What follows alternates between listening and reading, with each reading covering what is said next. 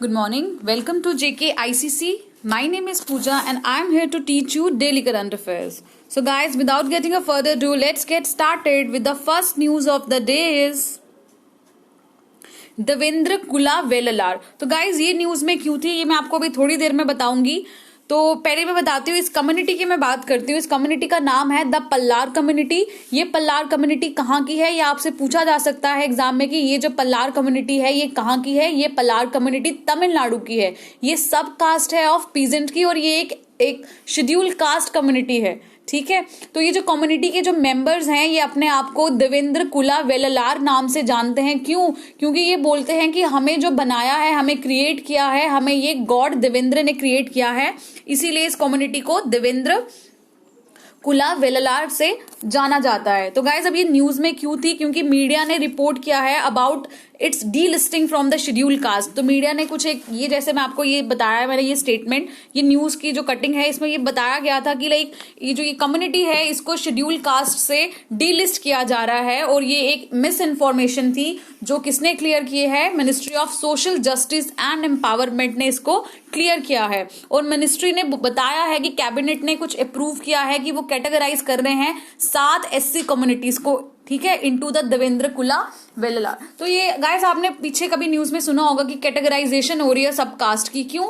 क्योंकि ये जो रिजर्वेशन दी जाती है उसके अंडर भी जो सिर्फ कुछ ही कम्युनिटीज होती हैं जो इसका पूरी तरह से बेनिफिट लेती हैं और कुछ जो फार फ्लंग्स कम्युनिटीज होती हैं जो बहुत बैकवर्ड होती हैं उनको मौका ही नहीं मिलता कि वो इस जो रिजर्वेशन का जो फायदा वो उठा सके। तो कितने सालों से कुछ ही जो मतलब इंपॉर्टेंस जो कम्युनिटीज हैं वही बार बार इस रिजर्वेशन का फायदा लिए जा रही हैं और जो कुछ कम्युनिटीज जो बहुत बैकवर्ड है उनको तो इसका कोई भी फायदा ही नहीं हो रहा है। तो इसीलिए गवर्नमेंट ने ये डिसाइड किया है कि अब सब कैटेगराइजेशन पे कुछ बात चल रही है। तो गाइज आपसे ये पूछा जा सकता है कि Devendra Kula Vellalar is a community from which state? ये तमिलनाडु की एक शेड्यूल कास्ट कम्युनिटी है।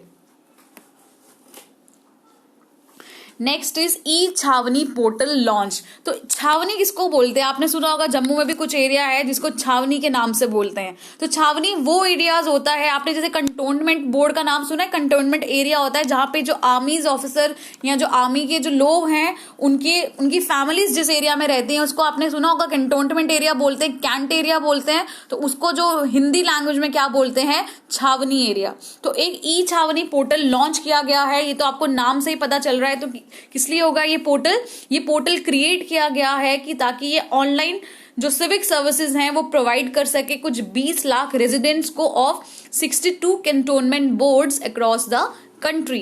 तो थ्रू दिस पोर्टल जो रेजिडेंट्स हैं कैंटोनमेंट एरियाज के उनको जो बेसिक सर्विसेज हैं वो फ्रीली अवेल कर सकते हैं, like renewable of leases, application for birth and death certificate, waters and sewerage conditions. तो ये सब जो है ये लोग फैसिलिटीज को अवेल कर सकते हैं। तो इसीलिए ये एक ऑनलाइन पोर्टल तैयार किया है जिसका नाम है ई छावनी पोर्टल।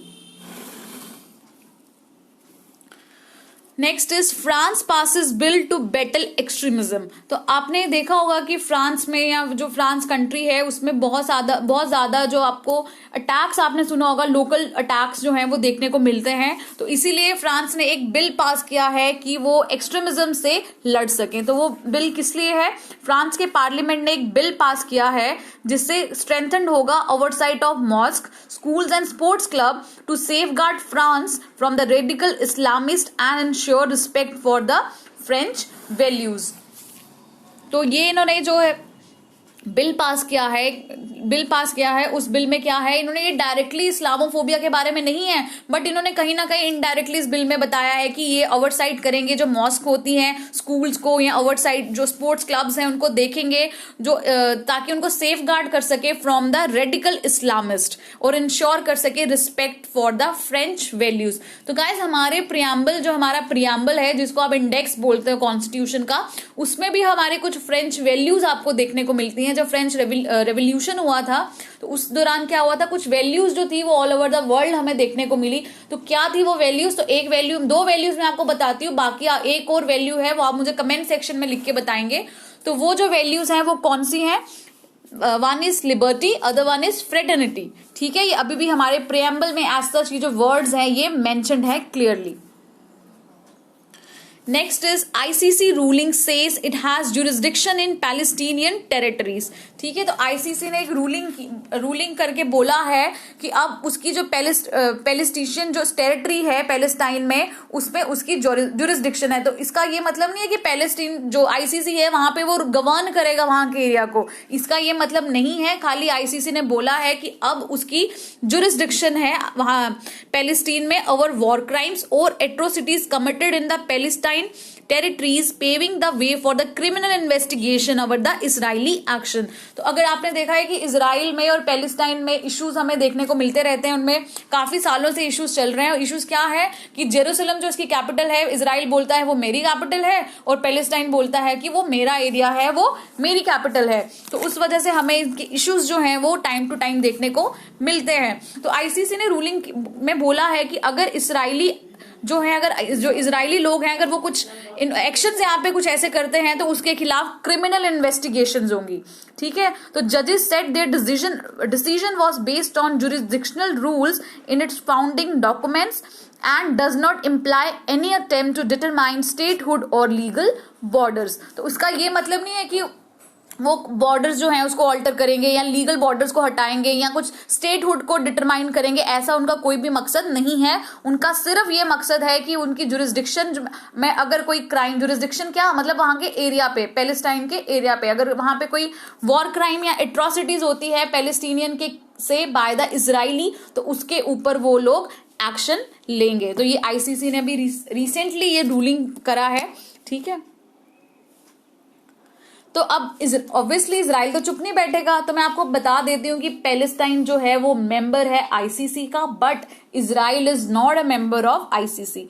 ठीक है, इंटरनेशनल क्रिमिनल कोर्ट। तो इजराइल क्या है, वो आईसीसी का मेंबर नहीं है। तो as a non member it cannot appeal the recent ruling, but its attorney general has argued all along that only a sovereign state can delegate authority to ICC and the areas in question were not a Palestine sovereign state. तो वैसे तो ICC का member Israel नहीं है, तो ICC अगर member नहीं है तो इजराइल उनमें कुछ नहीं बोल सकता। बट फिर भी जो इजराइल का अटॉर्नी जनरल है उसने बोला है कि लाइक ये जो इजराइल मतलब पैलेस्टीन है, तो इजराइल के अटॉर्नी जनरल ने बहुत क्लियरली बोला है कि कोई सॉवरेन स्टेट ही है जो डेलीगेट अथॉरिटी कर सकती है टू द आईसीसी। बट उसने बोला कि एज पैलेस्टीन में जो डिस्टर्ब्ड एरिया है वो खुद में ही एक सॉवरेन स्टेट नहीं है, तो इसीलिए वो पैलेस्टीन जो है एक सॉवरेन स्टेट नहीं है, ये इजराइल ने बोला है। तो इसलिए ये आईसीसी की न्यूज आपको देखने को मिली। और गाइज आईसीसी मैं बहुत बार आपको बता चुकी हूँ, पहले भी वीडियोस में मैंने आपको डिटेल में एक्सप्लेन करा है कि आईसीसी कहाँ है, इसका हेडक्वार्टर कहाँ है। तो आप प्लीज पीछे वाली वीडियोस को जाके अगर आपने नहीं देखी है तो वो भी देख लें। Lawyers flag violation of norms in Disha arrest. तो अभी आपने न्यूज अगर आप फॉलो कर रहे हैं तो आपने सुना होगा ग्रेटा थनबर्ग ने एक टूल किट का जिक्र किया था ट्विटर पे। तो ये जो दिशा है ये कौन है, ये भी एक एक्टिविस्ट है, इन्वायरमेंट एक्टिविस्ट है। तो इसने भी अपने ट्विटर अकाउंट पे ये टूल किट जो थी वो शेयर की थी। तो अब इसको अरेस्ट कर लिया गया उस टूल किट से रिलेटेड। तो जो टॉप लॉयर्स हैं उन्होंने टर्म किया है the Bangalore based climate activist Disha Ravi's arrest. ठीक है, एबिनिशियो इलीगल। एबिनिशियो का क्या मतलब होता है, फ्रॉम द वेरी बिगनिंग, मतलब फ्रॉम द वेरी फर्स्ट। तो एबिनिशियो इलीगल है, meaning illegal from the beginning. तो जो दिशा के जो लॉयर्स हैं उन्होंने बोला है कि जो इसका अरेस्ट हुआ है वो फ्रॉम द वेरी बिगनिंग वो जो क्या था, इलीगल था। कैसे इलीगल था, पहले गाइस आपको आर्टिकल 22 के बारे में नॉलेज होनी चाहिए। आर्टिकल 22 दो टाइप की डिटेंशन की बात करता है। First is preventive detention, other one is पुनिटिव detention. तो हम यहाँ बात करते हैं पुनिटिव डिटेंशन की। पुनिटिव डिटेंशन में क्या था कि उसके अंडर इसको अरेस्ट किया गया, बट आपको पता है पुनिटिव डिटेंशन में कुछ आपको 4 राइट्स मिलते हैं। वो 4 राइट क्या हैं, अगर आपको कोई अरेस्ट करते हैं तो 24 घंटे के अंदर आपको जो है जुडिशियल मजिस्ट्रेट के सामने पेशी होनी चाहिए। बट दिशा के अरेस्ट में क्या हुआ, 24 घंटे के अंदर फर्स्ट क्लास जुडिशियल मजिस्ट्रेट के सामने पेशी नहीं हुई, और इसका जो केस था वो सीधा ट्रांसमिट कर दिया गया टू द दिल्ली पुलिस को दे दिया गया, रादर देन वहां की जो लोकल बैंगलोर की जो पुलिस थी, सीधा वहां से केस उसको वहां पे पेशी उसकी नहीं हुई बैंगलोर में जुडिशियल मजिस्ट्रेट के सामने, तो सीधा उसको वहां पे तो कहीं ना कहीं बोला जा रहा है कि लॉयर्स बोल रहे हैं इसके कि जो फंडामेंटल राइट्स का ब्रीच हुआ है बाय द पुलिस।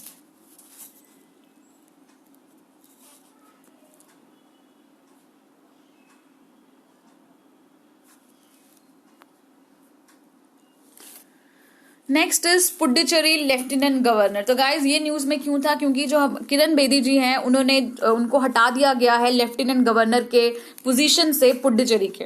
तो ये न्यूज में था, आप ये क्यों हटाया नहीं हटाया, that is all a political issue. ठीक है, वो आपके लिए इंपॉर्टेंट नहीं है। आपके लिए इंपॉर्टेंट क्या है पुडुचेरी के बारे में। तो पुडुचेरी क्या है, एक यूनियन टेरिटरी है जो which is governed by the article 239A of the constitution।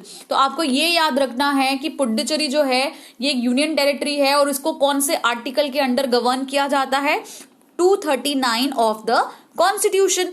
तो government of the union territories act 1963, तो पार्लियामेंट ने एक लॉ बनाया है जिसका नाम है government of the union territories act 1963, provides for a legislative assembly. एक लेजिस्लेटिव असेंबली बनेगी पुडुचेरी की, जिसमें क्या होगा, काउंसिल ऑफ मिनिस्टर्स होंगे जो गवर्न करेंगे इस यूनियन टेरिटरी को। जैसे अब आर्टिकल 370 के हटने के बाद भी क्या बात हो रही है कि लाइक हमारा जो JNK है वो क्या है, अभी एक यूनियन टेरिटरी बन गया है। तो अब जो हमारा जो यूनियन टेरिटरी JNK बना है वो किस लाइंस पे बना है, वो बिल्कुल ऐसा है जैसे पुडुचेरी एक यूनियन टेरिटरी है। तो इसलिए आपको पुडुचेरी के बारे में जानना इंपॉर्टेंट है। ठीक है, और यही जो एक्ट है ये क्या बात कर रहा है, the same act says that the UT will be administered by the president of India through a lieutenant governor.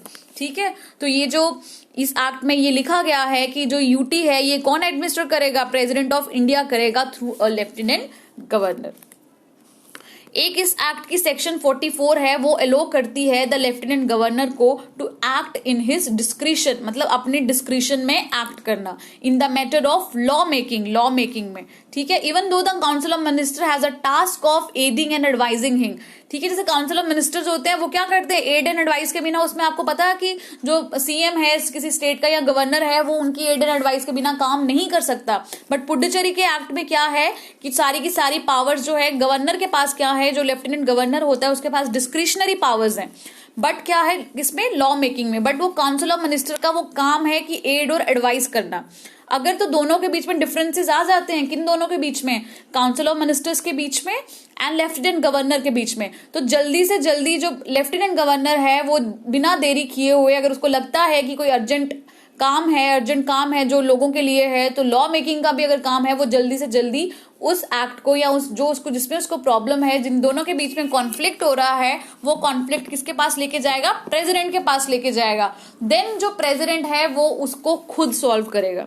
ठीक है, तो यहाँ पे ज्यादा पावर किसके पास है, लेफ्टिनेंट गवर्नर के पास है। तो ये इसलिए न्यूज में था क्योंकि यहाँ की जो लेफ्टिनेंट गवर्नर है किरण बेदी जी, उनको जो है हटाया गया है, और जो तेलंगाना के जो गवर्नर है उनको पावर दे दी गई है as a lieutenant governor of Puducherry. Next is why prices of petrol and diesel are rising. तो गाइज आपने देखा होगा कुछ स्टेट्स में तो पेट्रोल और डीजल के प्राइस तो 100 रुपए तक भी पहुंच गए हैं। तो क्यों ऐसा क्यों हुआ कि एकदम से जो पेट्रोल के प्राइसेस हैं और डीजल के प्राइसेस हैं वो बढ़ना शुरू हो गए। ठीक है, तो जो रिटेल प्राइसेस हैं ऑटोमोबाइल के वो अभी आसमान छू रहे हैं, 100 तो कुछ स्टेट्स में हमें देखने को मिल रहे हैं। तो क्यों, क्या आपको पता है ये जो पेट्रोल क्रूड ऑयल है, क्रूड ऑयल हम सबसे ज्यादा कौन सी कंट्री से खरीदते हैं, इराक से। तो ये जो क्रूड ऑयल है अभी पीछे पैंडेमिक के टाइम पे तो ये इतना ज्यादा सस्ता हो गया था क्रूड ऑयल कि क्यों सस्ता हो गया था, क्योंकि कोई ट्रेड ही नहीं हो रहा था। जब कोई ट्रेड नहीं होगा तो पेट्रोल किस काम का, हर कंट्रीज में लॉकडाउन लगा हुआ था तो कोई ट्रेड नहीं हो रहा था, उसकी वजह से जो क्रूड ऑयल के जो प्राइसेस थे ये हमें नेगेटिव तक में देखने को मिले। ठीक है, तो अब इंडिया में ऐसा क्या हो गया कि इनके प्राइसेस एकदम से शूट कर रहे हैं।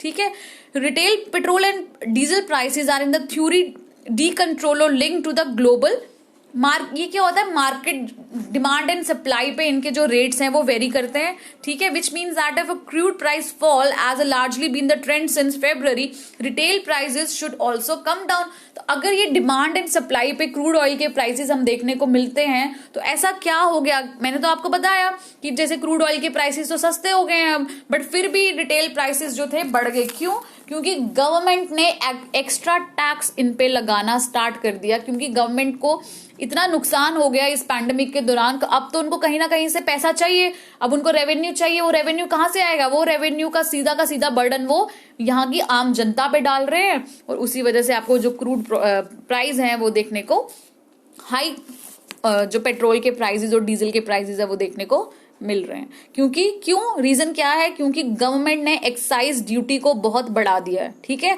क्या रीजन है? गवर्नमेंट ने एक्साइज ड्यूटी को बढ़ा दिया है, इसीलिए जो आपको जो दिख रहे हैं। ऐसे तो जैसे ऑयल मार्केटिंग कंपनीज होती है ना, they are free to set prices for petrol and diesel. होता क्या है, ये जो ऑयल मार्केटिंग कंपनीज होती हैं, ये जो पेट्रोल इंपोर्ट करती हैं बाहर से, तो ये बाहर से इंपोर्ट करती हैं, तो बाहर में डिमांड एंड सप्लाई से वो जो पेट्रोल का जो प्राइस है वो वेरी करता है। तो ऑयल मार्केटिंग कंपनीज जो हैं वो सेट करती हैं, रोजाना सेट करती हैं prices for petrol and diesel. ठीक है, किस पे बेस्ड होता है? इंटरनेशनल प्राइसेस पे। तो इंक्रीज इन द बट इनका तो कोई कसूर ही नहीं है। सेंटर ने क्या कर दिया? अगर सेंटर इनके खरीदने के बाद उस पर टैक्स लगा दे, ठीक है, टैक्स लगा दे, तो प्राइसेस की जो पेट्रोल के जो प्राइसेस है, इट्स वेरी ऑब्वियस कि वो शूट करेंगे। तो अभी यही हुआ है कि गवर्नमेंट ने जो है एक्साइज ड्यूटी जो है वो बहुत बढ़ा दी है, उसकी वजह से हमें ये सब देखने को मिल रहा है। तो सबसे ज्यादा कौन लोग इससे इफेक्ट होंगे? अर्बन पॉपुलेशन जो है वो ज्यादा इससे इम्पैक्ट हुई है देन रूरल पॉपुलेशन। हाउएवर अगर तो वीक मानसून रहता है तो उसकी वजह से रूरल इंडिया को भी हमें बहुत ज्यादा इफेक्ट देखने को मिलेगा, क्योंकि जो फार्मर्स हैं are force to rely more on diesel powered irrigation. तो इसीलिए ये जो न्यूज में था कि क्यों जो है पेट्रोल प्राइसेस जो हमें इतने शूट हुए हैं देखने को मिले हैं। So guys that's all for today. Thank you for watching my video. तो आने वाली वीडियोस के लिए please subscribe to this channel, और इस वीडियो को ज्यादा से ज्यादा लाइक करें और शेयर करें। Thank you so much.